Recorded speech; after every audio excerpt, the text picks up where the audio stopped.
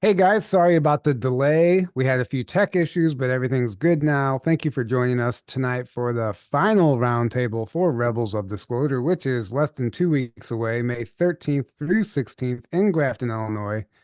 And we are super excited to be there. And all of these people are going to be presenting, including Alexia Eisenhower, who is a parasite expert, among many other things. And Margie Kay is a remote viewer, contact the experiencer, and she has some incredible stories that she's going to be sharing with us. Jerry Wills was dropped off by ETs as a baby, and he has an incredible testimony. And we've interviewed all of these people before if you haven't heard their stories. And Mason was a former military, actually, Army, and a former, I wrote it down, geospatial intelligence analyst, and among many other things. And he has an incredible testimony as well. And we are excited to have you guys on tonight. And just a reminder before we get things started, if you have not bought a meal plan for the conference, the last day to do that is May 6th because we have to put the food order in. So if you have not bought a meal plan, the deadline is May 6th. Go on rebelsofdisclosure.com and grab your ticket now. And tickets are still available, 4-day passes, 1-day passes, and live stream passes if you can't make it in person. And in the description below is 10% off all the passes tonight in person and live stream. So take advantage of that while you can. All right, with that out of the way, I guess we're just going to get started. We'll go around and let everyone introduce themselves. And while you're introducing yourself, I guess you can kind of give us a preview of what you're going to be presenting on at the conference, and then we'll go from there. So we'll start with Alexia since she joined the Zoom call first. Hello. Yes, I am Alexia Eisenhower. Most people around here know me as the Parasite Girl, which is kind of like the whole Batman thing. Like, I don't like the bats. I don't like the parasites, but I'm the Parasite Girl.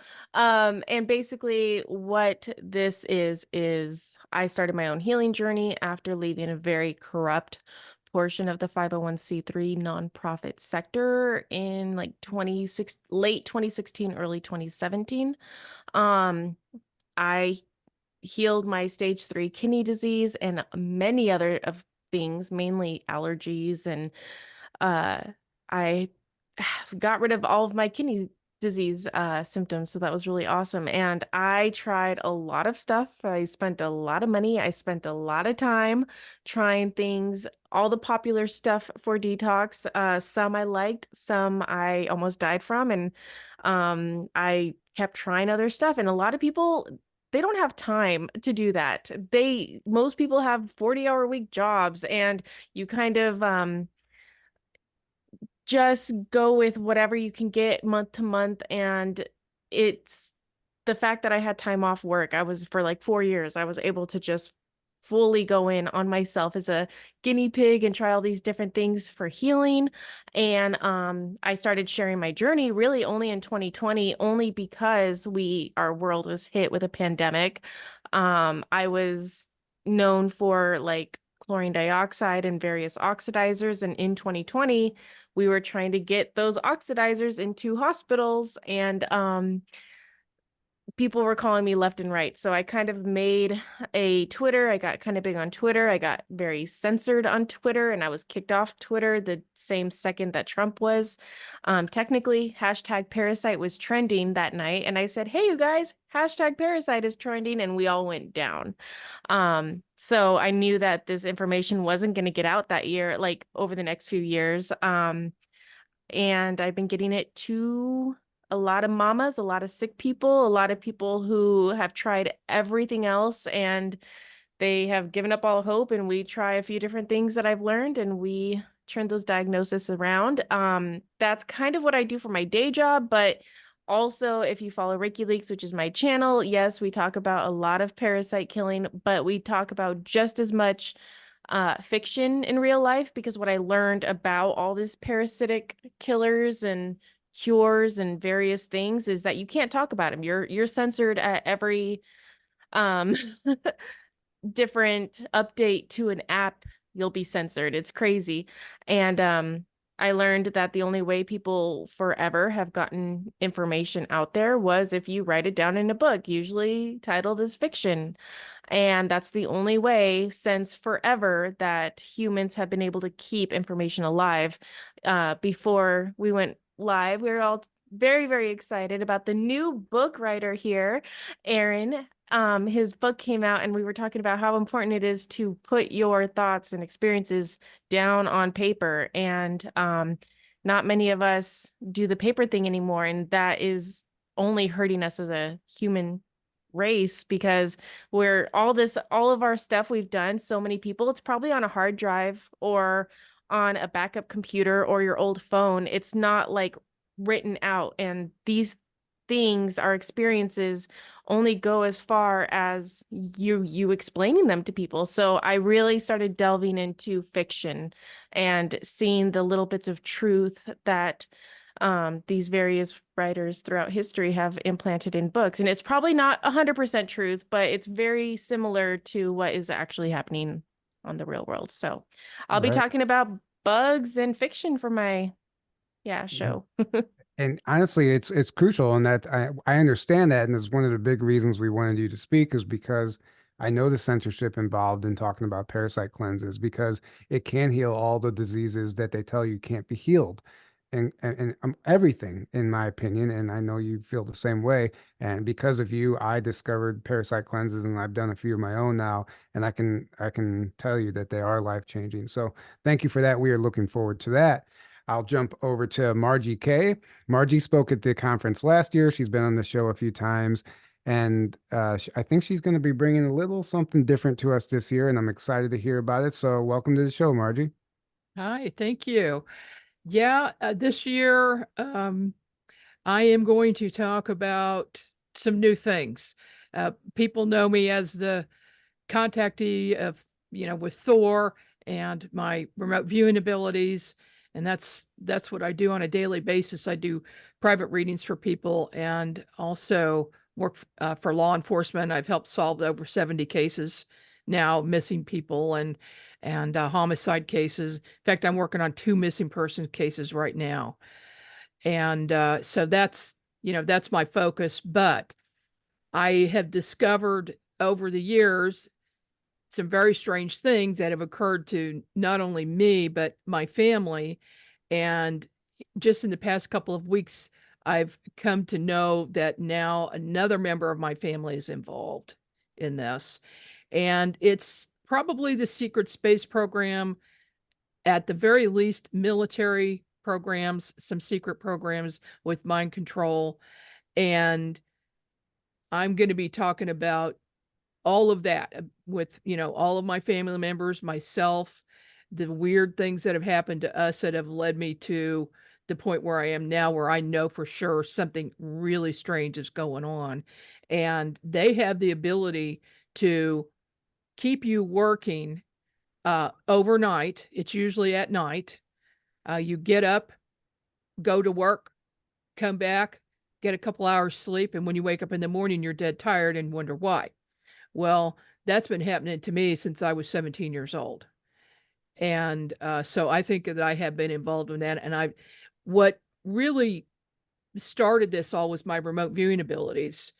And while I always had them, even as a child, I always had that ability, and also very psychic, which goes hand in hand. But when I got visited by Thor in 1985, he gave me a big boost, and he called it X-ray vision. So I can see inside the human body or inside machinery, to diagnose where problems are, things like that. But I also have a few other very strange abilities that I believe, based on some books that I've read by other people who've been involved in these programs, that I was trained to do other things too. And some of it is not good. So I have found that I have to control my thoughts. I have to, if I get angry about something, I can't direct my anger at a person, because, or an animal, because bad things can happen. And it's just something that I don't have total control over it, but I do know what triggers it. So I have to I just redirect my energy so that it's not at a living being when Wow. that happens. So yeah, I'm going to be talking about some new stuff this year. That's incredible. That's And amazing. we're excited about all that. And yeah, it's just the story that you've told already last year, is amazing. And just the fact that you've helped solve so many missing persons cases, I think that's amazing. And I think it's really cool that you're still doing that. Um, so we're Yeah, gonna move super, on. super excited. Yeah, thank you. We're Yeah. super excited. And we're going to move on to Mason. So Mason, as I said, he was former Army and former geospatial intelligence analyst, and he has some wild stories. We've had him on the show a few times. The very, very first episode, I think you kind of told your whole story, which I think you're going to be revisiting a little bit at the conference, just as a background. But welcome to the show. Welcome back. Oh, well, thank you. Yeah, I think it was like probably almost 4 years ago now. It was a long time ago when Yeah. we first Yeah, had Yeah, you. about I've been that, yep. busy. Yeah, so I not only do I present, but I make these wonderful pyramids. Oh yeah, Mason is also one of our affiliates, by the way, Merlin's Lab, the pyramids and the colloidal silver. Yeah, Yes, which sir. I highly recommend the silver and the pyramids. I have one here. So, and you save 10% off all this with promo code Journey to Truth 10, which is in the comments below and on our website, journeytotruth.online. Okay. Thank you for that. Yeah, Um, so I I was Army. I was also intelligence. I worked for the NGA, which is known as National Geospatial Intelligence Agency. And cool thing about that is if we think of satellites, that's what geospatial means. Geo means Earth, spatial means measurement. So it's basically satellite analysis. Fundamentally, what it means is analyzing colors. So when you take a picture, it's usually broken down to like RGB, red, green, blue. And based off of that, you can actually turn certain bands on and off. But there's actually 7 known color spectrums visible to the eye. So you can actually turn off 1 through 7. And based on those different frequencies of colors, you get different results. So you can use the red band to look for a certain specific item, and then you can use the purple band for a different specific one. And I'll be talking about the light spectrum and how it actually affects the human body. For example, I think we all know blue light is actually very harmful. It's a melatonin disruptor, so that means it disrupts your sleep. But the reason why might shock you is because the blue light is supposed to be midday. Tells the body it's time to work, it's time to be awake, it's time to increase cortisol a little bit, so that way you have the active state of mind. But all of our lights, LEDs, computer screens, your phone, all those are blue. So they're actually messing with your natural circadian rhythm. And then I'm gonna go into a little bit more deeper things about like what Wi-Fi is, what the human body actually produces. We all know that we're light beings, but you actually produce your own light, and it's now able to be tested in a microscope. All the cells in your body, known as melanin, actually produce a bioluminescent light, and that actually ties to all the cells in the body through electrical currencies. And if you think about every cell in the body has copper, that is an electrical current. So you're making a connection from one to the other, and that's sending light to other ones. And disease manifests because of the inability to actually connect those circuits. So we're going to talk about light as a spectrum, how it's used, how it's good for us, and how we can use it better than we're using it now. And then also the kicker, how it's used against us, how it's used for manipulation of your mind, manipulation of your thoughts. It can actually manipulate your nervous system, which can result into chaotic emotions, chaotic thoughts. Here's an example. So back in the day, we all know of Vegas. Why is Vegas so alluring? Well, it's because of the neon lights. Those lights actually create dopamine within your body unofficially. So it's almost using the same ways as like a drug or Right. social media. That's pretty interesting. But where does all this come from? So all this stuff comes from way, way, way long time ago, Egyptian, Atlantean, who knows? But it comes from secret societies. They know how the mind works. They know how light works. They know how sound works. And they know how to manipulate vibrations. And one of the easiest way to manipulate, because it's the lowest on the spectrum, is vibrations, music. So by manipulating music, you lower the vibration of a person in a physical level. By manipulating the vibration, you're lowering a person on a mental level. And then by manipulating the light, you're manipulating on a soulful level. And that's what we're talking about in this presentation. Yeah, that's great. And would you mind Yeah. pulling your mic a little closer to you next Oh, time? was it? Yeah, sorry, We it's on could my leg. we could We hear could you, but hear it you, was but a little a little quiet. low. So that's incredible. I honestly can't Yeah. wait to hear your presentation. And I think I'm speaking like right next to you or right after you, but I might have to just cut my presentation short to give you a little more time so we can hear what you have to say. Oh, cool, thank you. But yeah, so we're looking forward to that. And Jerry Wills, welcome back to the show, Jerry. We're super excited to have you joining us in Grafton. And we recently had you on and you told your story, but there's aspects of your story that you didn't get into. And I'm very excited to hear what you're going to be sharing with us at the conference. And I hope you tell your Stargate story where you went to another Yeah. universe. That's so fascinating. So I'm hoping that you share that at the conference, but welcome back. Welcome to the show. Welcome, Jerry. Thank you very much for having invited me. Can you hear me all right? Yep, you sound Yep. great. All right, super. Yeah, well, folks watching who are interested, I came to this world right around 1953. And as a result of that, I've been here ever since. A lot of folks wonder why I was brought here, me singularly. And actually, the story is much larger than just me. It has to do with a great number of people who are brought here from other worlds. So what I'm going to cover during this conference and during my time, and I'll try to do it as rapidly as I can so that you get as much information as possible. Why we were brought here, what the end game was supposed to be, and what the aspirations were of those who brought us here. I'll also let you know who these people are, the forces that were against us being here in the first place, who these people are, and the risks that are involved in telling a story like this, because there are some risks, and not the risks you might think. Instead, these risks have to do with people that are not from this world who don't want the interference into their plans. And of course, these people have pretty deep ties into the power structure of this world. So it kind of cascades downward from there. But I'll be covering that information. So I'll let you know where I came from and so forth. As an extra bonus for those of you who are going to attend, I'm going to bring something that I very rarely bring out in public. You see, back in the early 80s, this was when I was at the end of about a 30-year period. So at this point, I think I was about 36 to 38 years old. I never really did the math, and in the moment, I'm not going to. But after my contacts ended, and I had a long series of contacts almost every few days with the people who brought me here, preparing me for life ahead. At the age of 18, that's when it stopped. So let's go to 28 years old. So I guess it wasn't as much a long time as I thought. So about 28 years old, so there's another 10 years.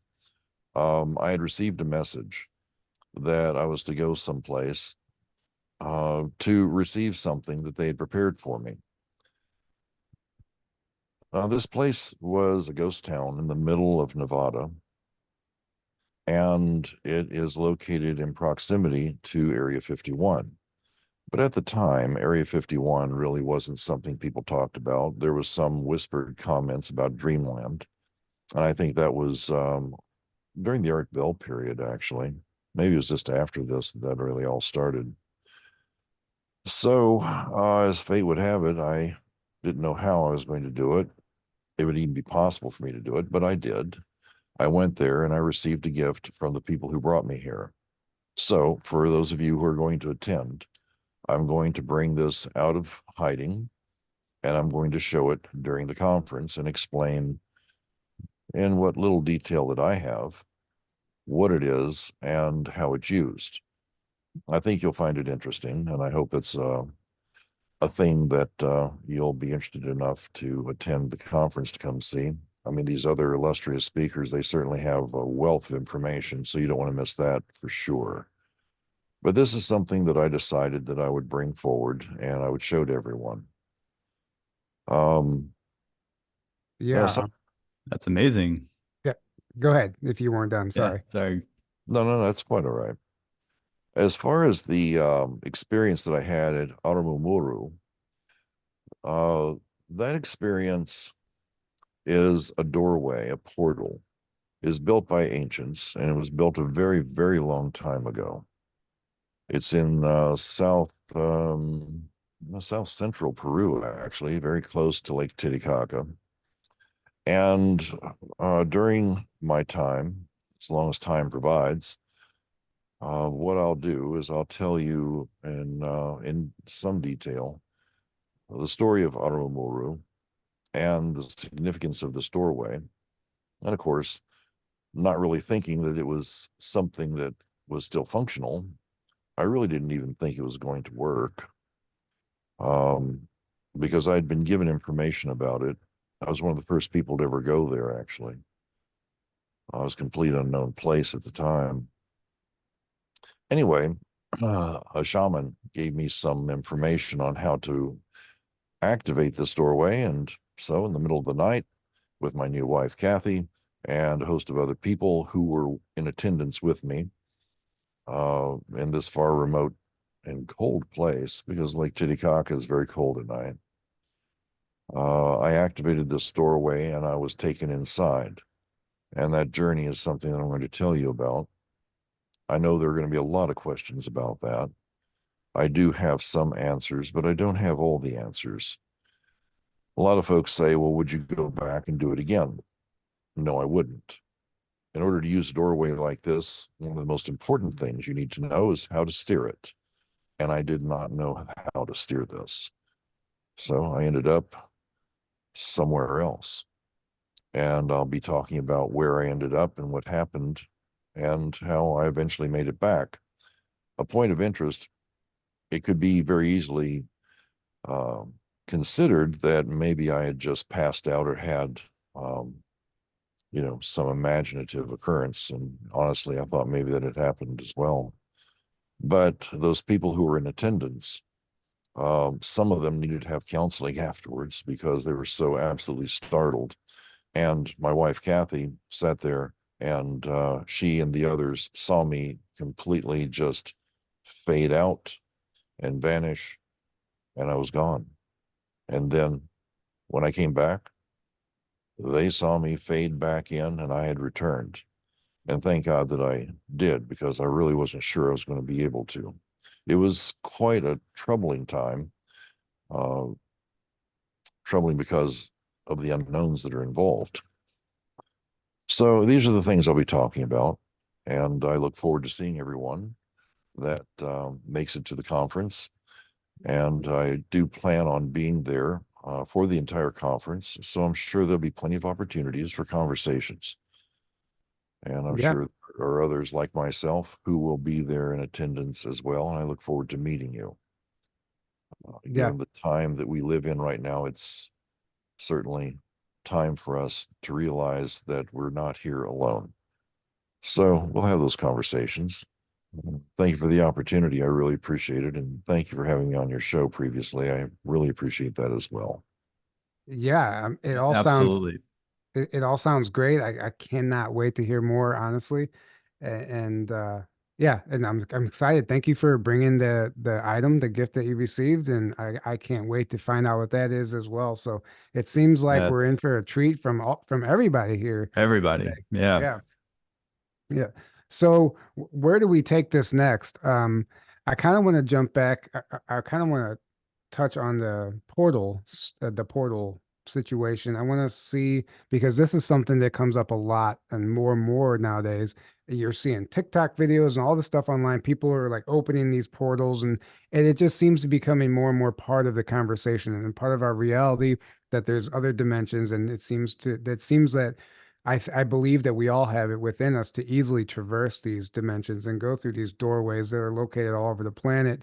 And I just think it's of interest right now. So I was just curious if anyone else had anything to add to that. And I see Lexi over there nodding and smiling. Maybe you want to start. It's funny because I live in the Southwest United States, and my parents, I grew up, and they were much older than me. They were definitely baby boomers. And I was the youngest kid, so they just would throw me in the back of the seat of the car, and we would go see the mailbox or go like to the middle of the desert and see the green lights in the sky. So when people talk about like, oh, what have you seen? It's like my experiences are in the hundreds at this point. I've seen like the Phoenix lights 6 times now. It's like every 6 months you see Nice. them. And one of the times I was only me. I was driving home late at night at like 12 o'clock at night, and I was headed towards South Mountain. And South Mountain is this huge mountain range encompassing Phoenix. And it's so big that when you're on top of the mountain, it looks like it's a flat surface. Like you don't know you're on a mountain. That's how big it is. So the Phoenix lights are always like around this particular mountain. So a big idea is that this mountain is like a military installation kind of thing, because it does have the radio towers on Right. top of the mountain, because it's going to be the highest point all around. So it has all the lights and stuff like that. And I was just 2 o'clock in the morning driving home in the middle of the night. It was me and another car at a red light, no one else on the road, and we were facing South Mountain. We're at the base of it, and like it looked like a zipper opening up, just like opened up, and it was 1 o'clock in the morning, and there was a bright blue light coming through, and then it like zipped back up, and me and the car next to us, like the light turned from red to green, and we were just sitting there, so we both saw it. And I just thought that was so weird. So that was like the only thing like portal I've ever seen. But at the same time, I work with parasites, and the whole thing with parasites is Mason was explaining it beautifully. And I think we talk on the same day, which is going to be perfect, because my whole thing is like step 0 is get yourself with positive ionic trace minerals. We are electrical beings. You cannot make an electrical connection if there's no ionic positive minerals. This is why people who put distilled water in a bathtub, you can throw a toaster in it plugged in, nothing's going to happen because there's no minerals in the water. You put some positive ionic minerals, and obviously the conduit starts traveling through the water. So a lot of people are trying to heal themselves with these expensive things or things that do work, but they're not absorbing it because they don't have any minerals. So I work with a lot of targeted individuals. We all have remembrances of interesting school experiences, and we all told and saw visions. And we were a very special group of kids, especially born after 1988, who now had the first amount of like vaccines pumped into them as babies. So this did a lot of stuff to us. And why I'm bringing all this up is when we're doing exorcisms now, it all goes to close your root chakra. You are no good. Remember, we're electrical being. If you are not grounded and if your root chakra isn't closed, you're still going to be taken. You're still going to be used. You're still going to be an open portal for these things that take over us. So a lot of what we do is getting people with enough minerals, getting your kidneys to get out of fight or flight response and not being able to be taken over by these different things, because we are a portal. We are a star. We are a pentagram. You have a head, you have 2 arms, you have 2 legs. You are a pentagram. A pentagram has salt in it with usual rituals. Well, that's why you need to have salt in you so you can make the connection. If you don't, you can be taken over. So we work with a lot of targeted individuals, and it's almost like each and every one of us has these portals within us, even though we're seeing it obviously in all around us too. So that's where my mind goes with portals. Keep your intentions very clear. Keep your body very clear of heavy metals, because if you're going to be a conduit, a device, you want to make sure you have the right amount of metals. Get some Mason's silver. My girls sell monoatomic gold. We all have these different salts we love. Just look into your positive trace minerals, especially magnesium and potassium. Right. Well, that was definitely an interesting spin on portals, but I agree. And I've heard, many people talk about every atom is a portal, essentially. Like every atom is a Yeah. black hole within Yeah. itself. And Yeah. so, I mean, it makes perfect sense. And honestly, is Mhm. not what I was thinking about Like when I asked you we that are a question. portal. That's We're the a thing. We don't portal. even think like you are your portal yourself. Well, Right. and that's why I think like things like time travel and bilocation and things like that, like people are saying that's our seventh sense. It's something that we Mhm. can innately do without the technology. And I think Right. we're moving into that. People are understanding that now. So, Margie, did you have anything to add to that? Because I know you've experienced stuff surrounding all this. Yeah, actually, I'm working on no less than 5 portal cases right now in Missouri and Arkansas, where people are actually seeing portals open and in different fashions. In one case, it appears as a shimmery wall in between 2 columns and a roof on a porch, and it normally isn't there. But then when it opens, it appears as a blue shimmer. And during an investigation, I did what I thought I would never do, because I do have a portal at my own house, which is not counted in the 5. And I've had that there since we moved in 1987. But and I'd never thought I would put my hand in a portal, but I did in this one, and it's near Weldon Spring, Missouri, and it's on video, me putting my hand into it and then pulling back. But there's 2 hands. There's another wavy hand that goes above the my real hand going straight in and out. And it is the freakiest thing. So Wow. we're doing a lot of investigating on that one. Um, Working on, of course, the RLDS temple in Independence, the spiral temple that has created a major portal, and it is affecting things at least within 2 miles of it, maybe even further than that. And we just had a new report 2 days ago of an ET coming into someone's window, going through their house, taking just things that don't matter, that are not valuable, no jewelry or money or anything like that, just some things, throwing them outside of another window, and then walking back through and going out through the original window. And the woman called the police, and the cops said, well, there's no sign of forced entry anywhere. How did this thing get in? There are no footsteps inside the house, footprints, nothing, no evidence. And there were even cobwebs over the window where he supposedly came in. Yeah. And she says, well, how do you explain those things off my dresser that are outside on the ground? And how did they get there? And the police said, well, lady, we think you need to call an exorcist, because this was not a real person. And they actually said that, which I find surprising, but Yeah. that is in that area right across the street from that spiral temple. And so, yeah, they are definitely real. And I also bring my spectrum analyzer out. When I turn that thing on, if the portal opens, it goes to 1.6 gigahertz, just like Skinwalker Ranch. It is so cool. Mhm. And I've got another investigator that goes with me. He brings his as well. And all of our instruments will go off when they open, and then they shut down when the portal closes. Wow. But what Alexia was saying, definitely, yes, I agree. The chakras are portals. Things can go in and out of the chakras, and people really need to become aware of them, aware of your body, aware of all of your energy bodies, light bodies, and get that under control and protected. Yeah, I Yeah. agree. Well said. Well Yeah. said.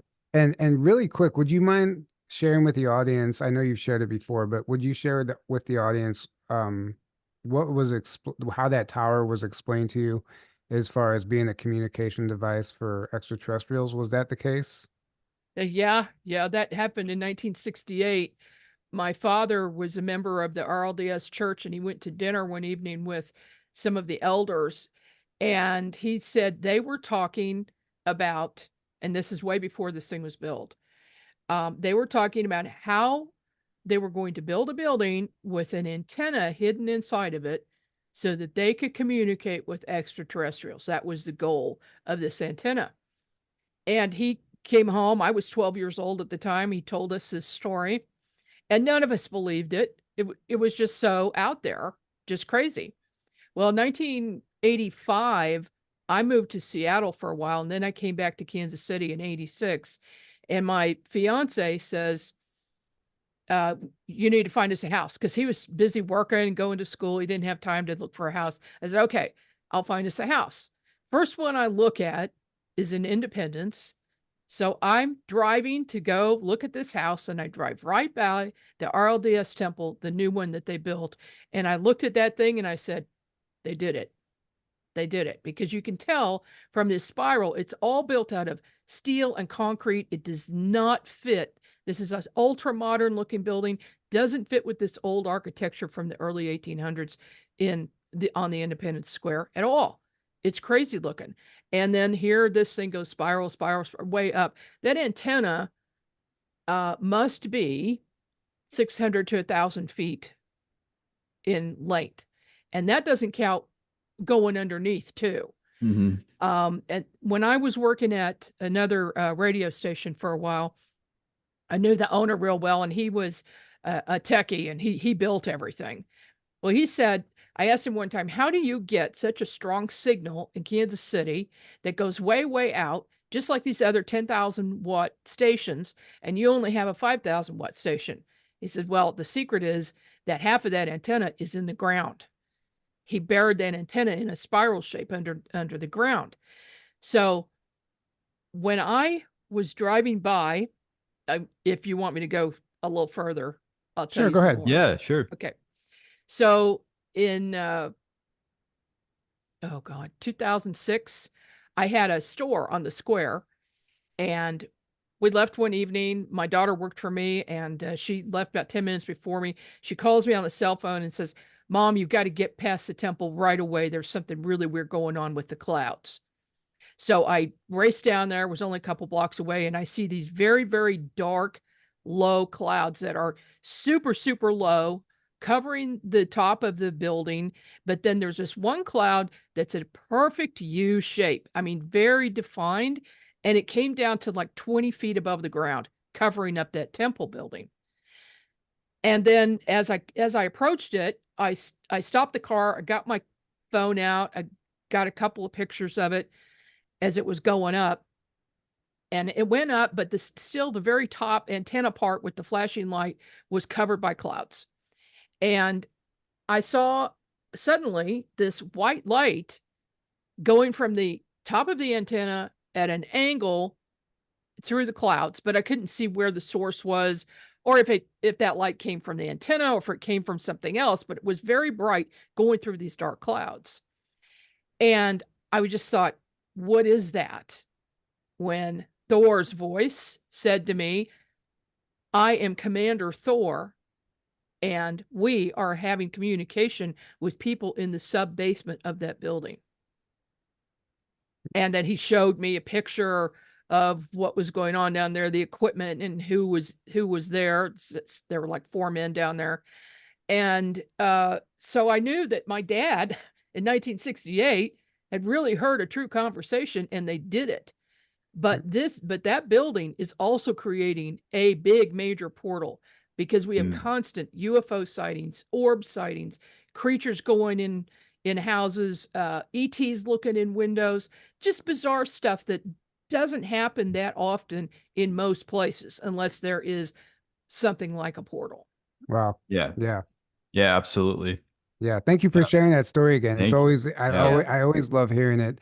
And Mason, we're going to go ahead and shift over to you. What are your thoughts on portals, and how are you going to, bring your information into this? Because I know you have something to say. Yeah, I do. So earlier we were talking about chakras and how they're portals. Chakras are attached to specific hormone centers. So if we think of the root chakra and we think of how it's for grounding, and if it's overactive, you can become angry, you can kind of be loose-sided. That's actually your adrenal system.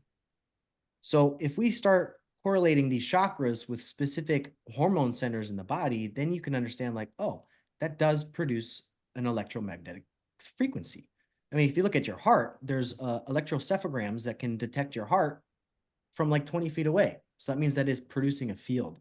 So then you have your adrenals producing a field. You have, for men, it's your prostate, which is your sacral. For women, it's your uterus. It's both the creative aspects of a man and a female, but reverse. Then you have your intestines. Your intestine actually produces more dopamine than your brain. So that's your gut feeling and your joy center, or your battery.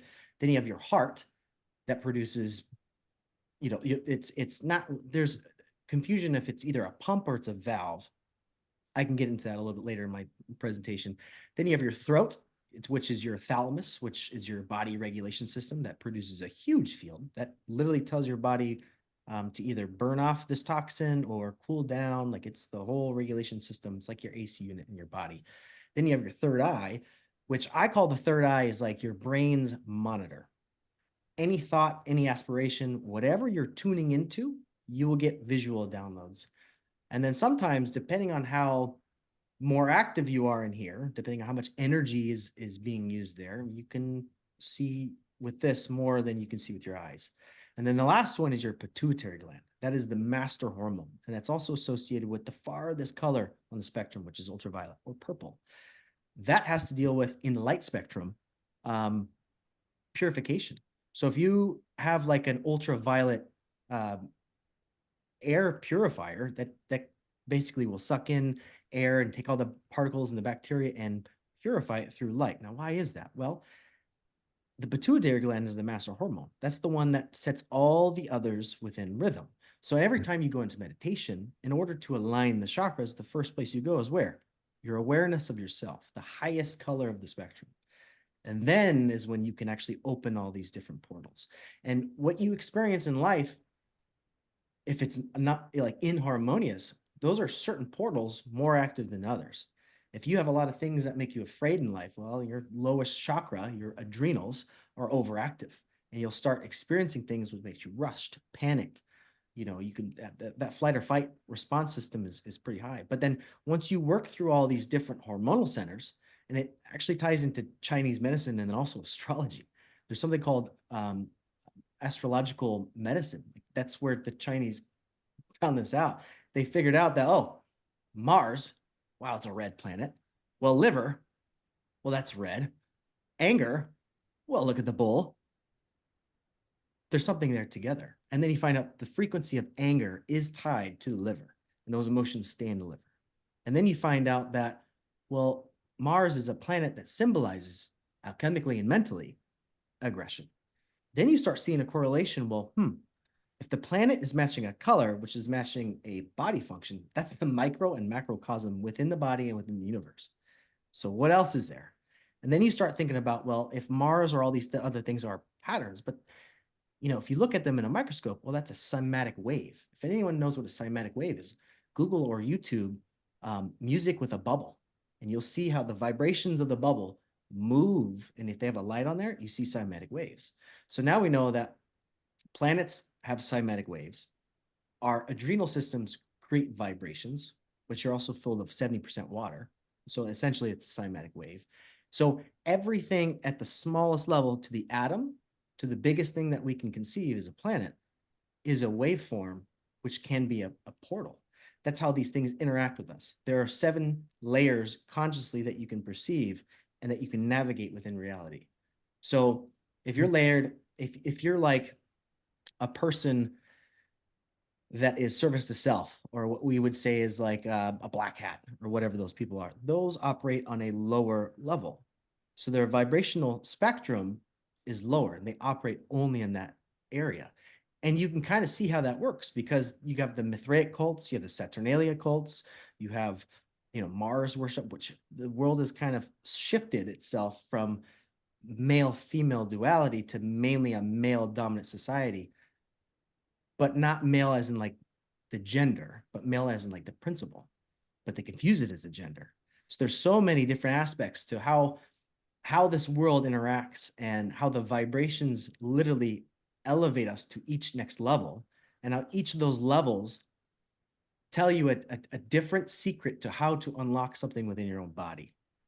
Any disease within your body can be identified by a planet, a sound, a color, and an emotion. And if you can identify all of those, you can cure yourself. Yeah, that's Boom. beautiful. Mic Yeah. drop. Yeah. And Yeah. you know, Yeah. There yeah, you you're go. actually holding your mic so you can drop Yeah. it. The cymatics is very interesting to me. I've experimented with that before. I would take a Bluetooth speaker and I put a Tupperware lid on top of it upside down and fill it with water and turn it on, play different frequencies. And what's cool is you know, you see all the different patterns and it's beautiful. But what I did was turn all the lights off and I would put a flashlight on it and play certain frequencies and I would film it. And what I noticed was when you pause the film, it actually, I swear, it looked like light language symbols. Like this, whenever Mhm. people are writing down their light language, they don't know what it means. That's how you can photograph it. I mean, I swear So- that's what was happening. And It didn't does make look any like that. sense. So But Tesla talks ahead. about frequency, sound, and vibration, right? So the frequency is kind of like the information. The sound is how matter and particles rearrange, and then the light is what we actually observe. So what you're doing is you're taking a still frame information of light. You're producing a sound to create a geometric shape. That is a snapshot of what that light frequency looks like. In other words, if you were to tune to the same frequency of red light, which is if we do like a standard red light, it's like 369 nanometers, 369, interesting word, right? Or interesting number. And then you were to play 369 hertz, which is a different scale. Well, then you have a plate that's playing that frequency and sand, which is a usually better representation of something still, because as soon as you turn that volume off, the sand stays there. You're able to visualize what a snapshot of 1 second, what the color light of red looks like visually as matter. And that's what the sand and cymatics are. So there's so many studies with cymatics that you can actually use cymatics, color, and what's it called? Scent therapy. So what it is there's a cymatic playing on a screen, which means there's a certain hertz frequency playing in water with light. And so you're visualizing this geometric pattern.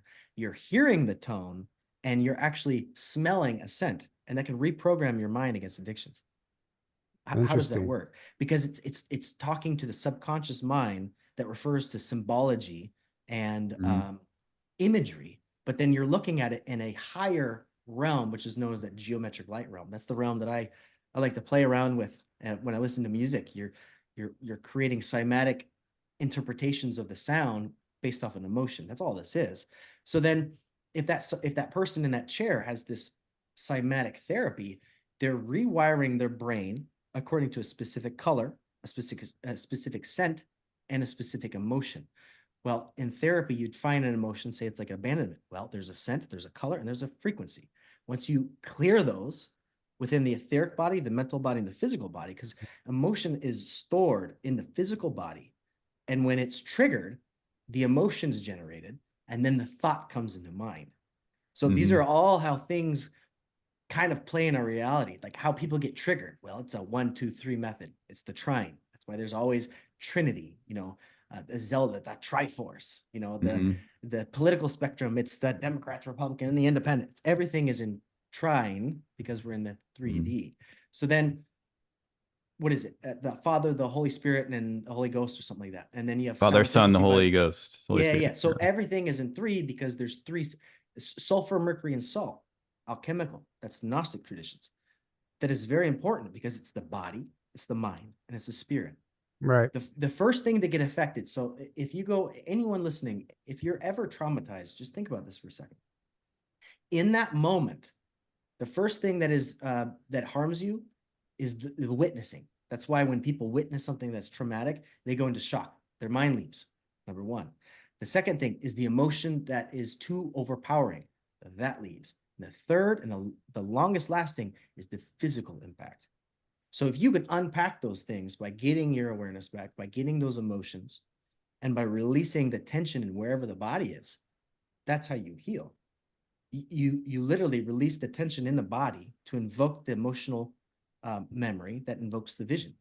And then you can let it go. That's why acupuncture, massage, all those things are so powerful, because then once you unlock those things in the body, well, now you can go even deeper. You can start doing cleanses, you start doing detoxes. Everything is on a specific scale. You have to go from high to low to high. They all have to meet in a layer. Right. Wow. And everything energetically manifests physically. So if you Yeah. clear the energy, then the physical symptoms go away. That's how that works, right? You ever lost a thought and you're like, oh, you're always looking for it, like where to go? Well, as soon as you generate the emotion, we always try to think of it like, oh, what was it? If you generate the emotion of what that was, like, oh, what did it feel like? It'll come back to you, because memories don't exist in the mind. They exist within the field. Yeah. So every time you generate an emotion, oh, you got that thought, and then you can talk about it. It's incredible what these fields are actually doing. The mental field is a real thing, and you can generate it through emotions.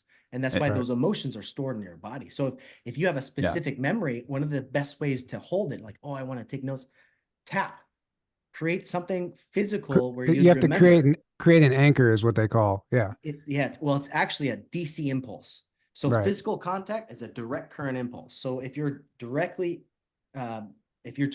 pushing energy somewhere with intention, you can actually memorize. Interesting. Well, thank you. That was super fascinating, and there's a number of directions we could go.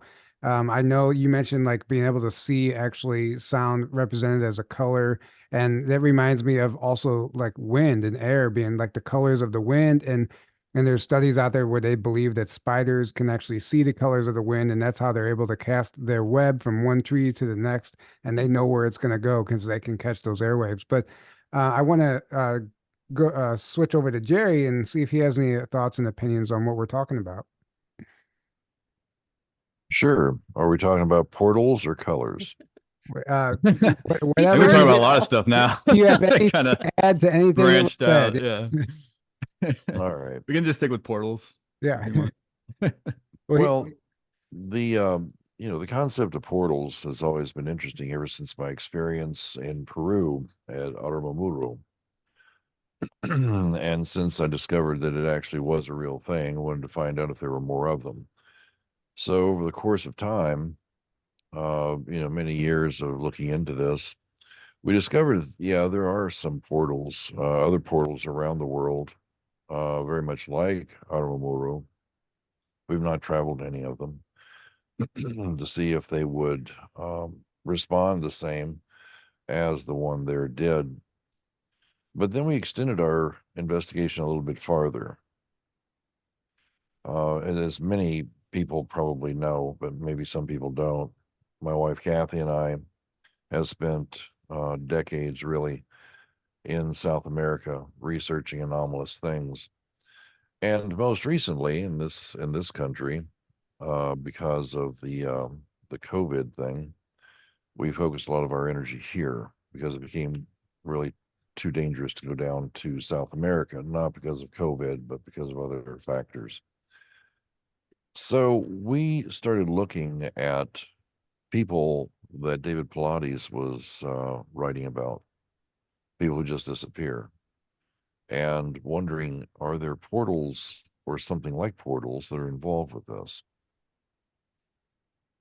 After a lengthy bit of study and gathering quite a lot of information, we're pretty sure now we understand why it's happening, but we don't understand what's happening. And maybe the information from Skinwalker Ranch is a good indicator that a clue exists on how to detect these things. But we've come to the conclusion that portals are a naturally occurring thing. The portals that we've found that exist in other countries exist within the same dynamic of geophysical features as these places where people just vanish. So what we think now is that these portals that are in the shape of a doorway or something of that nature, these were known by the ancients, and there were these edifices carved out of rock to exemplify this is where a portal exists. And, for many cultures, it might have been a religious thing, and for others, maybe something different. But now we have a pretty clear idea that these portals that we've been looking for, they exist in quite a few places. Yeah. Yeah. Yeah, I agree. And if you know what a sipapu is, it's the round indentation in the bottom of a kiva. And you find them all over the Southwest, and they say that they believe they were for like ceremonial fires. But there's a testimony in the old like 1980s, I believe, the Phoenix journals when they came out. There was these people that got in a car accident, and one guy blacked out and he woke up in a kiva being cared for by these natives, and he was completely blown away because like these are supposed to be ruins, right? And he was there for a couple days and he was basically out of it, and they were like taking care of him. And he said that he was basically drugged up while he was healing. He couldn't really talk, but he at night he would watch them literally go through the floor, the hole, the sapapu in the bottom of the kiva as a portal. He would watch them portal in and out of this. And when he finally came to, he walked out of the kiva, and where they were driving that was ruins now was farmland, and it was lush and beautiful, and it was as it was whenever it was an active civilization. But what he realizes, they brought him through the Sapapu into this other dimension to heal him. And he realized that's what these are. And then he was taught all about it. And they even to this day, they still use that Sapapu and all like Chaco Canyon and all those ancient ruins. They're not necessarily still ruins. In this dimension, they're ruins, but that portal is still works. And on the other side of that portal is a civilization that is still alive and well, just a frequency away. And I imagine that if you knew how to activate it like you did, Jerry, in Peru or South America, then I imagine that you could probably access it as well, but you might have to have permission as well. Well, it brings up an interesting point. Kathy and I investigated a place down south of Arivaca, Peru, that was written about actually a couple of decades ago, but no one could really find this location. And we eventually found the author of the article, or of the story, really. And he provided us eventually with a map. We went there, we found this place. What it is, it's a crystal plateau that had an arch, a naturally, excuse me, occurring arch. And there were a couple of instances where things just vanished that went into it. And then there were a few instances where the man who wrote the story was sitting there watching it, and he could see what would to him and to us from his story, it seems like he's looking back into the past. And so the question's always been, are these portals always going to another realm, like another world, like what happened to me? Or are these portals passageways through time, or possibly passageways to a parallel universe where another version of the Earth exists? And I believe that it's probably all three of these. What we call, different dimensions, it's really hard to get your mind around what that actually means, because if it is a doorway to another world, a parallel universe that is just slightly out of phase with this one, and so therefore invisible to us, you might say it's another dimension. And who's to say whether that's a correct term or not? But another world for sure. Mm-hmm. And in some instances, another time altogether, because the young Indian boy that jumped through that vanished without a trace. Yeah. And this was in the late 1800s. In the early, well, actually not early, it's like the 40s, probably late to mid 40s. The body of an Indian boy was found in his full native clothing, unlike the way they were dressing at the time, in an area not far from where this portal was at. Did he jump through time and find himself someplace else? Why didn't he get up and walk? Because what we've seen with this particular portal is that it is oscillating off the ground and back onto the ground. So it goes up and down, and who knows what the other end is doing. You might recall back in the 1800s, the Tombstone Epitaph had a photo in its newspaper where the cowboys had chased and shot a pterodactyl because they shot it because it was stealing calves. That picture's made a lot of circulation around the world over many years. Well, it just so happens that where Tombstone is and where this portal is not that great a distance. And we believe this portal probably opened up and a pterodactyl flew in from another time, which then gives you the idea that perhaps this portal is not time specific, but it cycles through various different times and possibly various different worlds. So there's a great deal that's unknown about all of this, but portals are a fascinating subject. On to the subject of the portals that exist within us. Back in 1984, I gave a lecture that wasn't very well received. But in that lecture, I was talking about how light is emitted out of the DNA of our cells, and how when you take a look at light in a more discrete way, that light actually, if you understand how light is generated, light, of course, they say it's a particle and a wave. You can't tell one from the other. It kind of oscillates back and forth. Well, two things about that.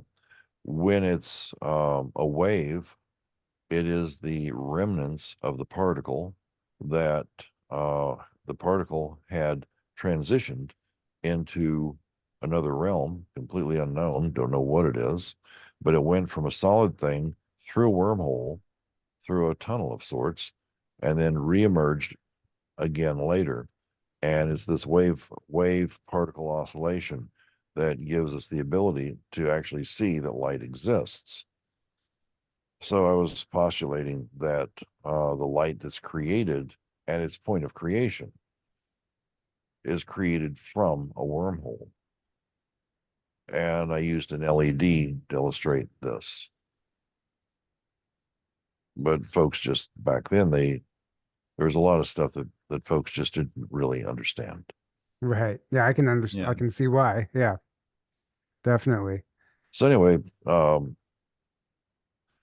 just want to contribute that. The idea that light, black holes, or I don't think it's a black hole. I think it's tunneling. There's a difference between a black hole and a quantum tunnel.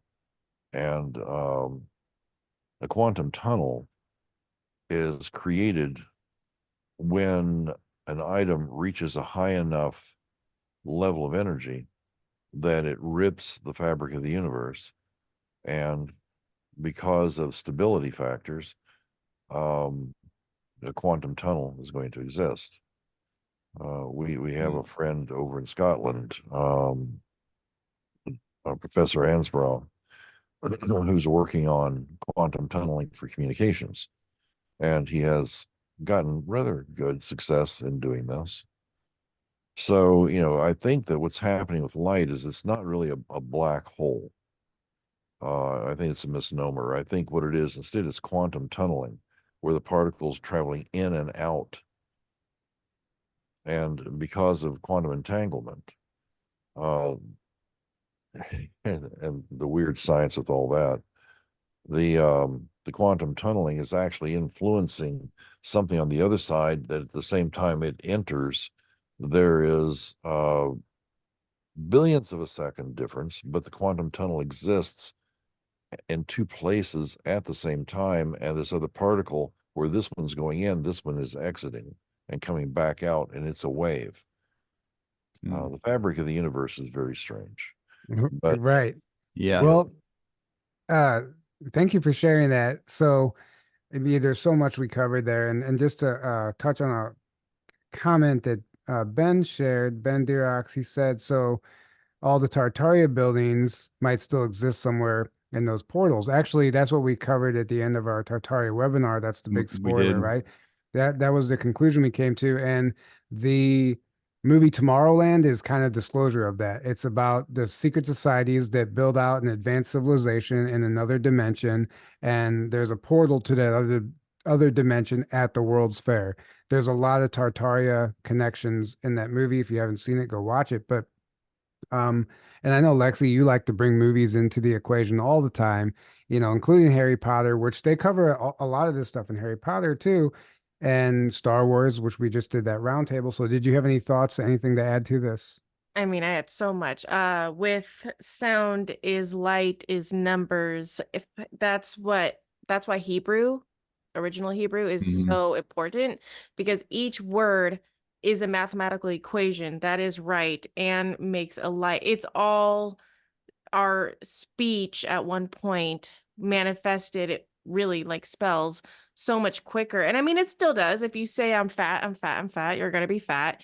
And this is why my master of ancient Eastern medicine, who's on us, he's always like, exactly what Mason said. You have the physical, you have the emotional, you have the etheric, and then how it plays out in your body. And you have to kind of fix all that. And if you just get into gratitude, you will for that split second have everything. You'll be shining like a light. And that's why these dark forces, that's a portal in itself, is fear, which is what we just covered with Star Wars. Fear, they try and get you to do fear, because if they're like, oh, we all have a horror story of someone going wrong with taxes and the IRS, which is the biggest parasite for Americans. And if you put that fear in someone, are they going to complete the action of going against this biggest parasite?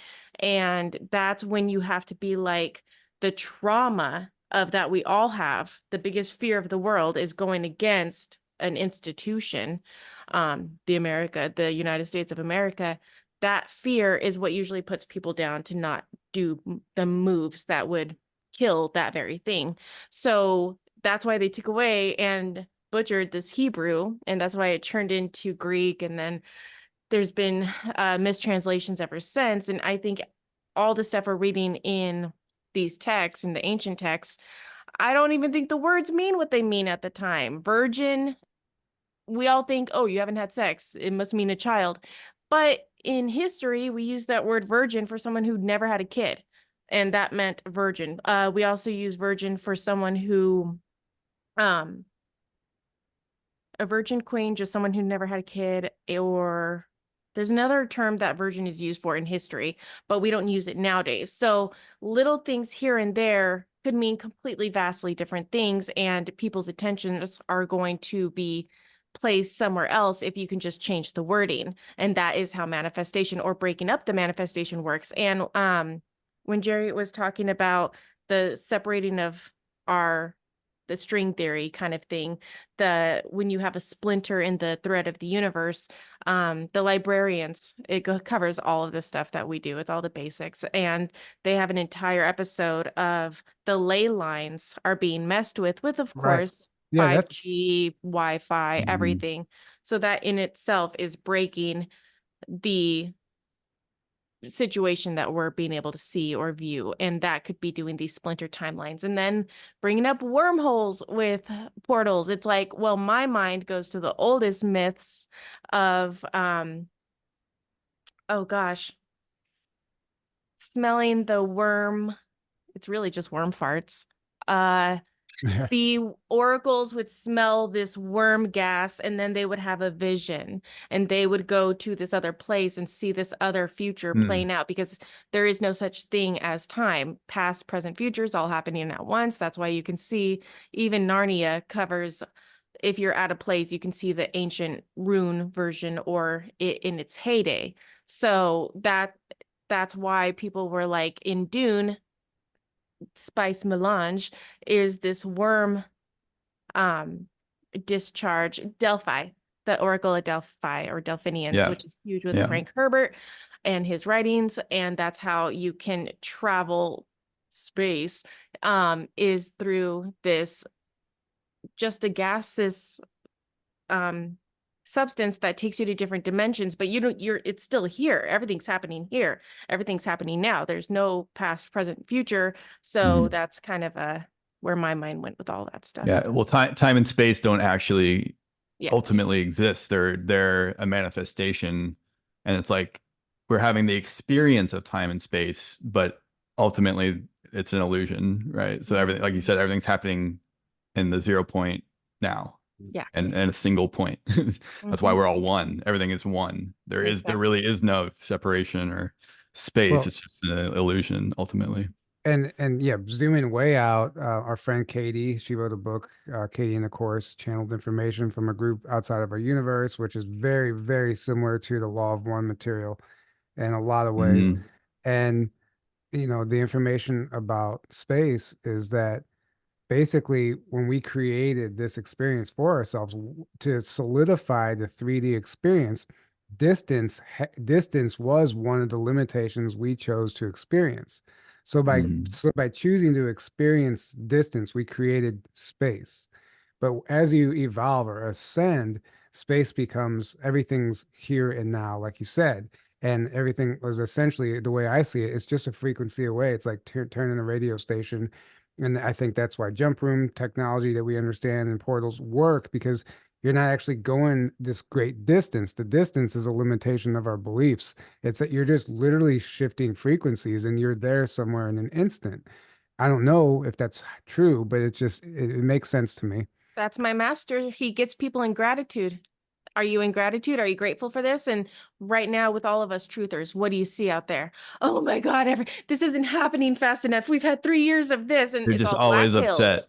And they're Yeah. always upset. And it's like, oh, no wonder you can't see it, Mr. Debbie Downer. If you're grateful and you're like, you know what? I heard about Agenda 23 or 21 happening, and it never did. We never ended up in FEMA camps. Good for us. Heck yeah. You know what? Yeah. I woke up today. Oh, thank goodness there wasn't a nuclear bomb last night. Oh, thank God. And that change of mind, that takes a split second, changes what you're able to see, what you're able to do, what you're able to conquer, versus the fear and the, oh my God, and the sadness. Well, you're giving your power away when you do. People don't understand that we have the power here. That, like, that's the big secret that they don't want us to figure out is that exactly we have all the power and we're the ones in charge. But if we stay asleep and we keep manifesting what they want us to manifest and feeding into the energy, that fear and all these things, then they can keep getting away with, steering us down this negative timeline. But the second enough of us start waking up, which is happening, in my opinion, it's game over. And it's happening so quick. It's happening quick now, and that's why they're freaking out and trying to throw out everything they can right now. And that's why there's so much chaos right now. That's actually a good sign, in my opinion, because they know their time's up and they're just trying to do these last ditch things and take as many people down, so to speak, with them as they can. But yeah, we're the ones in charge. We have all the power. We just have to wake up, do it, and tap in. It looks like Jerry and Mason both teleported. They hopped in a portal.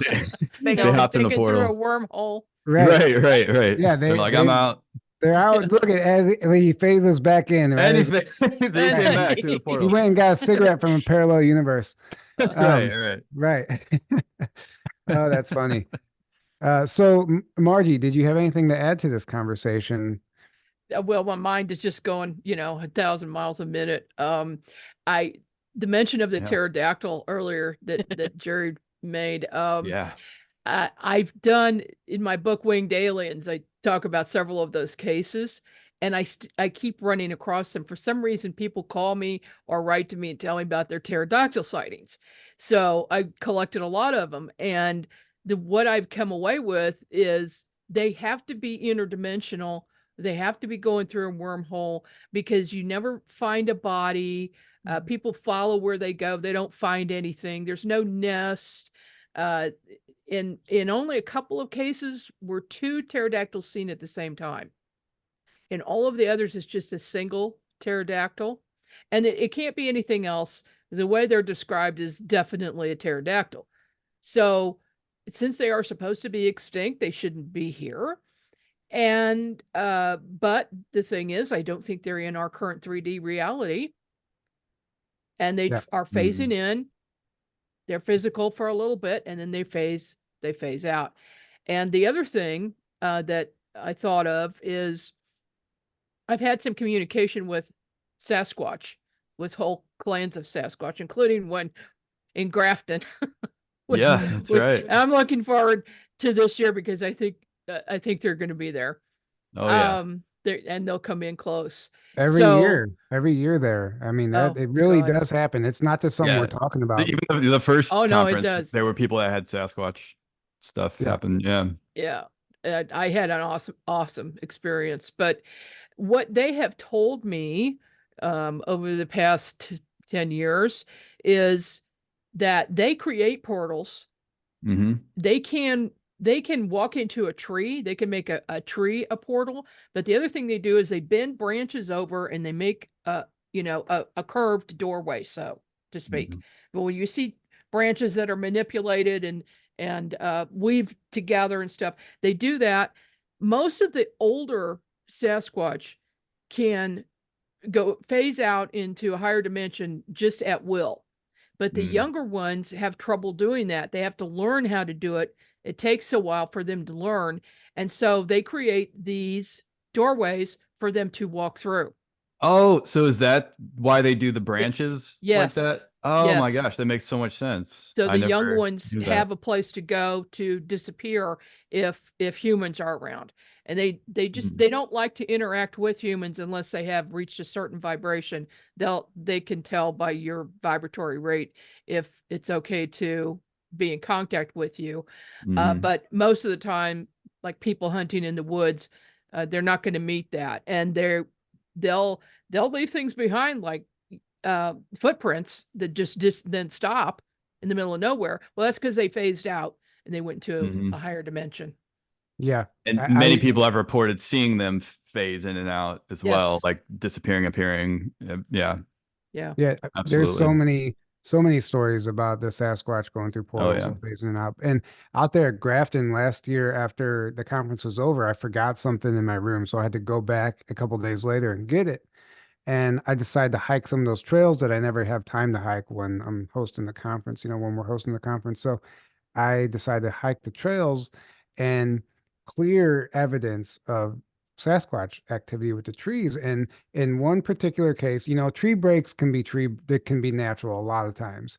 But in this case, I just was drawn to this area, and there was these three tree breaks. And there was three trees in a row. They looked like they were planted there years ago, like they kind of stood out in the woods.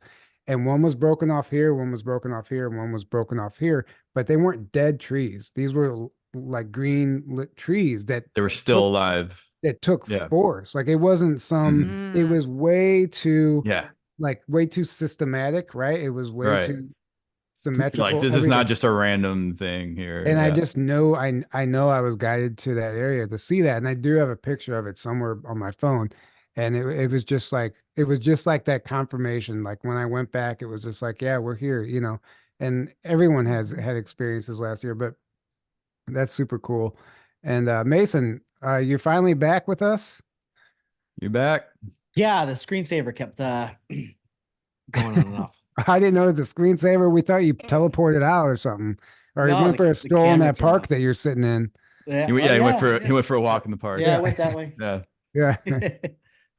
Yeah. Have you? I mean, you've been up to East Eddy Ranch and stuff like that. Have you had any Sasquatch experiences or anything of that nature? No, I have not.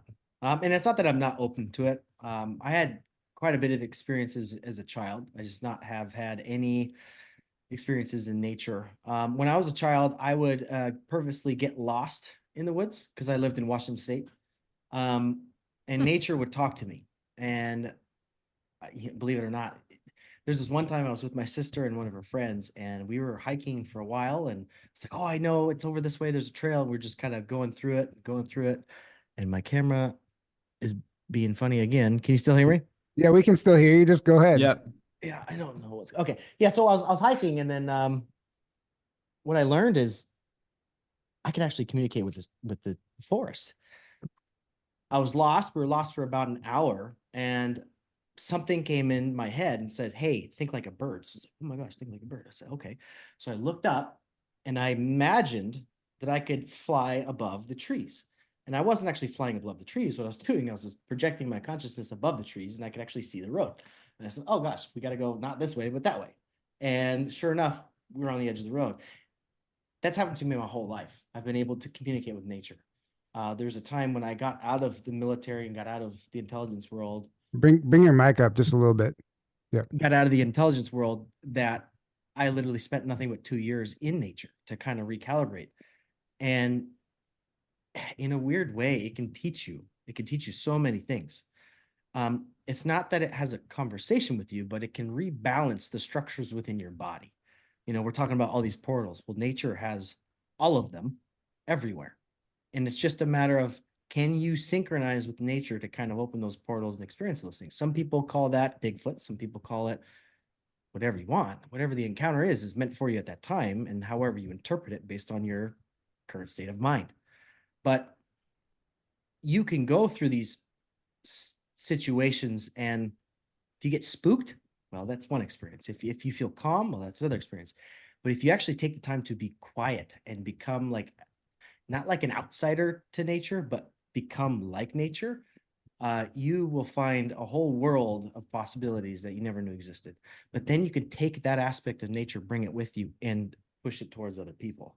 Not like pushing agendas or anything like that, but that calm and that peace that you can see. You know, what I found in nature is that it is always so loud with all the different critters and all the different animals and all the different sounds, but there is silence inside of it. And that silence, once you can find it, it's almost like you're now buddies with the universe. And I think, you know, depending on whatever you're tuned into, that's why a lot of people resonate with Bigfoot, because I guess you could say that's the being of nature. But that's the one that's kind of predominantly in those forests. It's the one that's kind of, I guess you could say, protecting it maybe in some sense. I always had a feeling that something more intelligent than me was watching me, but I didn't know what it was, and I never paid attention to it. But if I got little clues like, hey, you're not tired, go walk down that path. Instead of getting afraid, I'd walk down that path, and I just unlocked something with my own mind, and I kept going with it. And then, you know, that's my experience with nature. No Bigfoots, even though there's Bigfoot signs and all the people that support all around, but I don't think they really know what they're talking about. It's just like a mainstream, you know, material item type thing down there. Well, yeah, they're more focused on looking for some primate that's never went extinct, right? Yeah. And it's something completely different. And what's funny is back when that show Finding Bigfoot was on the air, they did a very short half season where they explored the interdimensional aspect of it, and they went like down those rabbit holes, and they started interviewing some of the eyewitnesses who were sharing their experiences similar to things that we talk about on the show. And it was incredible. But that one girl who's a skeptic was like just shitting all over it. And then the season ended early, and then they never like said anything else about it, because they were really actually finally getting to the truth of it. But yeah, nature is my favorite part about nature. Is it's a reminder, like that we are infinite, right? Like it's a reminder of infinity, in the sense that, I mean, watch a plant life finds a way. Watch it grow through the crack in the sidewalk where it shouldn't be growing. Like it's a show. It's a reminder that we can literally do anything. And no matter if we're knocked down no matter how many times we're knocked down, we can always come back. And nature reminds you that no matter what type of natural disaster destroys an area, nature always comes back, and we are no different, because we are part of nature. So we can always come back no matter how bad it gets.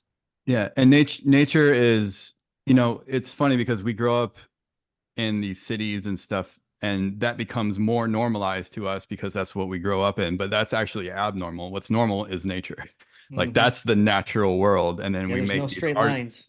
Yeah, and we make these artificial concrete and all these artificial structures, and then we think that's normal, and nature is like, oh, something I go in once in a while, and it's like, no, that's the natural normal world, and that's way closer to source because of that. So the more out in nature you get, the higher it's going to naturally raise your vibration, and your abilities will naturally start coming, you know, all of it. And you can, everything is conscious too. Remember that. So like trees Right. have a consciousness, plants, Yeah. animals. You're right. You can communicate with them. You can literally communicate with a tree. You know, you can 369. meditate next Watching. to a tree and it'll start, you know, Right. activating all these things. That's electron exchanges. That's Mhm. also something I'm to get into. That is fascinating. Right. Yeah. You know, there's it's the orbit breathing exercise where you breathe into your body, up the tree, out the tree, into your body, and it creates what you're doing is you're connecting your mental faculty to a physical electrical phenomenon in your environment. You can do it with water. You can do it with even water in your bathtub. Like you can do that. You're just visualizing the breath coming through. The breath, just visualize particles of the breath being charged, and you're breathing them in and you're exiting them out. And that when you exit out, now it's discharging. It's getting recharged with whatever you're focusing on. And that's called an orbit. And you could actually use that practice and put it, like, say, in your spleen, or put it in your kidney, put it in your lungs. You can actually activate that. And believe it or not, when I get into my presentation, you heal your body through light, but it's electricity or atoms or whatever you want to, ether, but you have to do it consciously. You're the conductor of the symphony that is the universe. And unless you know how to direct these things and where they go, what are you doing? And Right. that's the secret of all of this. The music, the lights, all that kind of stuff. When you go to like a concert and you're so into the moment, all that kind of stuff, it's because they're playing a frequency that everyone else around you is resonating and breathing to, and their energy systems of their body are now synchronized or harmonized to that. And that's why it makes a big experience. Take that same thing, put it into your body, and start healing your body with that same focus. Right. Right. Margie, share the story really quick where you saw the music, right? You saw the sound waves, or what? Can you share that story again? Yeah. That this was the first time that it happened, but it's happened to me ever since. So I was 17 years old. I was first chair bass in a big orchestra, and we were playing Handel's Messiah. It was the final concert of my senior year, I think. And almost about 3/4 of the way through the piece, I was suddenly, I felt this ball of, I saw and felt this ball of gold light about 8-10 feet in front of me, amongst the other musicians, and I saw it come toward me. I felt it go through my base and then come into my solar plexus. And the minute that happened, this warmth went through my entire body.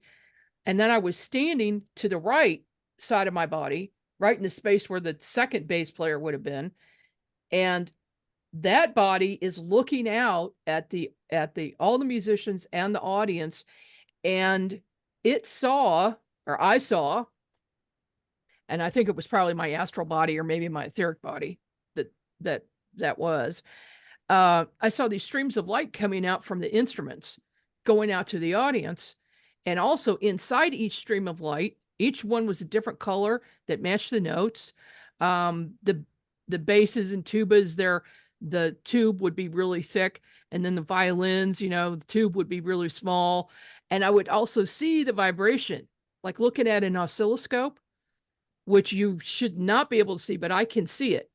And at least I did, starting on that day. And so my physical body then was still playing the bass, but not looking at the music. And if any musicians out there, Handel's Messiah, it's difficult. You don't memorize it. You have to look at the music. But my physical body was looking at the conductor, straight at the conductor, never looking at the music again, and playing very well. Of course, I was good anyway, because I was obsessed with the bass since I was 5 years old or younger. And I was, first chair out of like 14 people. So, but this was something different. This was even better. So this energy had taken over me, taken over my physical. I could see both at the same time.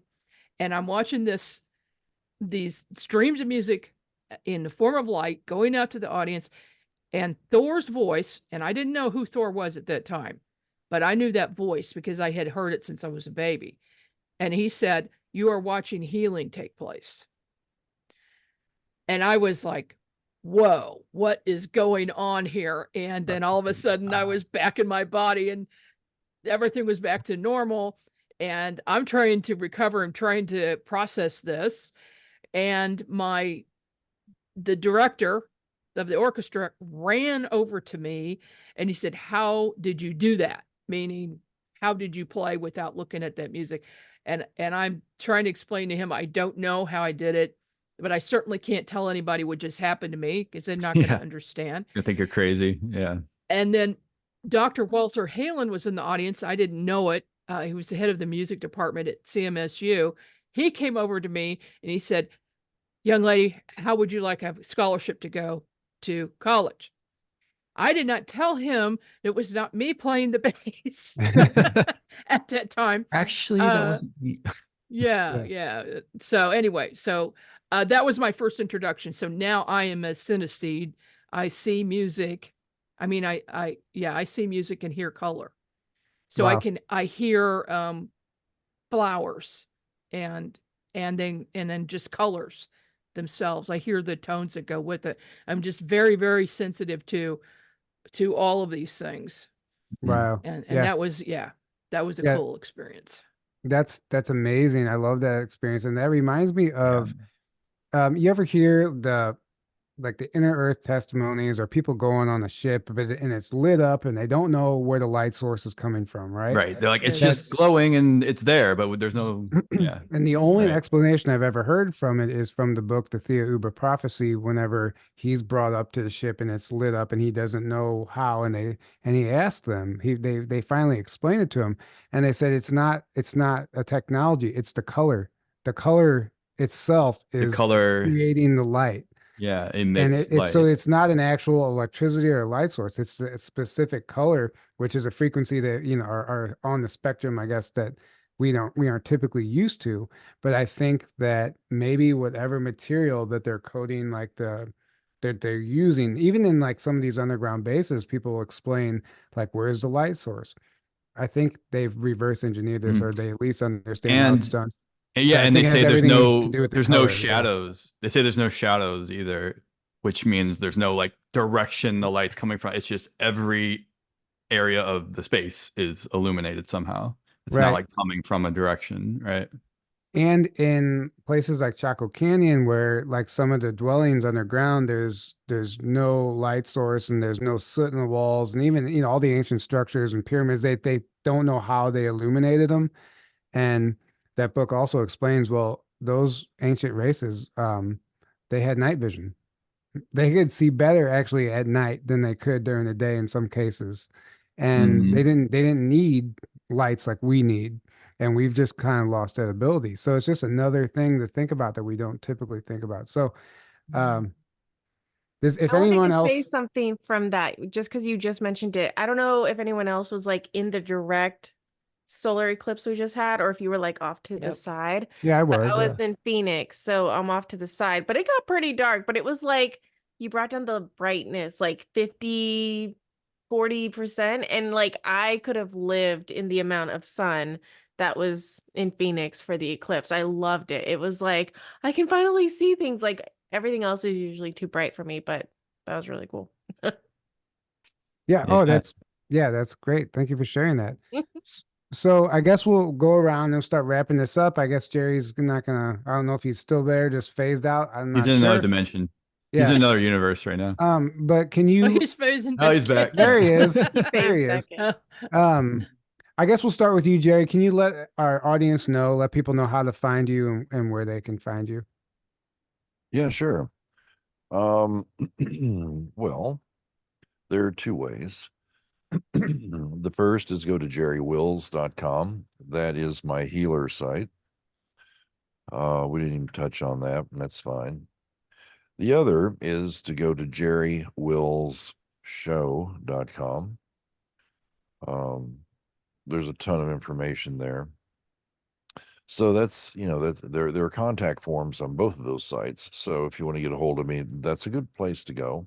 Easy way to do it. Yeah, that's about it.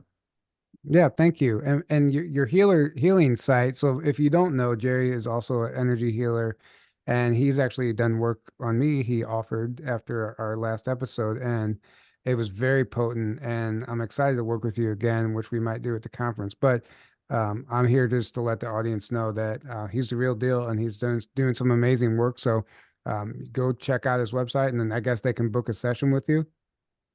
Yeah. You go to jerrywills.com. And yeah, you can book a session there. Awesome. Great. Thank you. And Mason, where can people find you? Sorry about that. There's a screensaver on this camera, and I have no idea how to work it. It's all But good. I'm not really on YouTube. I decided not really do that. You can find me at Merlin's Lab, or sorry, Merlin's-lab com. Yes, .com. Sorry, I just bought a new, What is it? a new username. Merlin's-lab.com. Here's the new font. That's cool. Nice. Nice. Yeah, sacred geometry. So yeah, I mean, I have plans of a new TV show. This is kind of the software that I'm going to use that makes it look kind of realistic. I kind of want to tell a story about my life and kind of like how I discovered these things and kind of make it entertaining.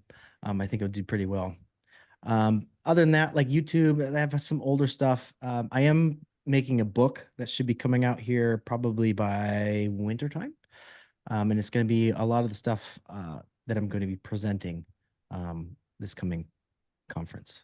That's great. Yeah. Nice. Looking forward to that. Definitely. Following my footsteps of the book, I see, huh? Yeah, you Just- carved a great path that I'm going to follow. Right. Awesome. Yeah, totally. And by the way, if you haven't gotten Aaron's book yet, you guys should definitely go check it out. It is available on Amazon. I haven't finished it yet, but so far it's really awesome. And I'm not just saying that because I know him. It's a good book, and I highly you. recommend it.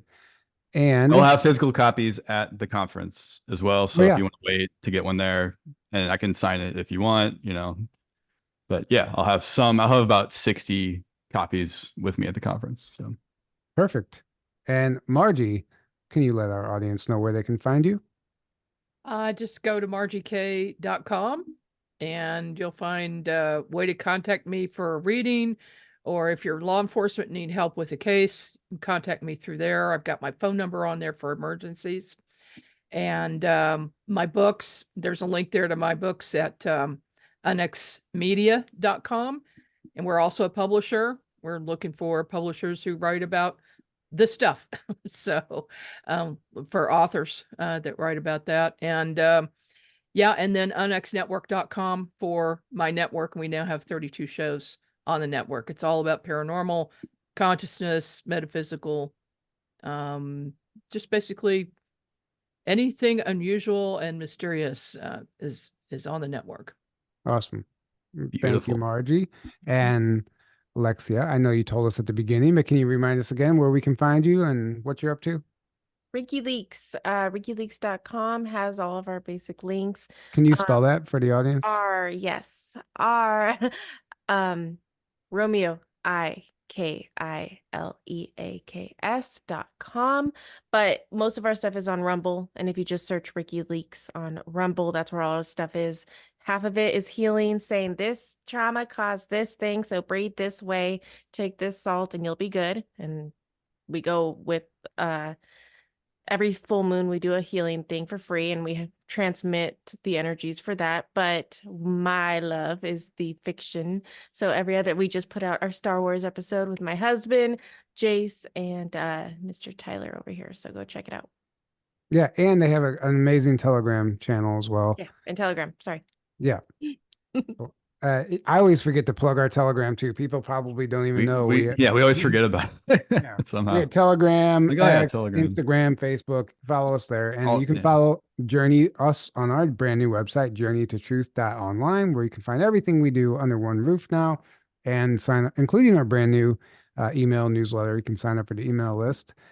And what else? Oh, just a reminder, if you weren't here at the beginning, if you're coming to the conference, the meal plan deadline is May 6th.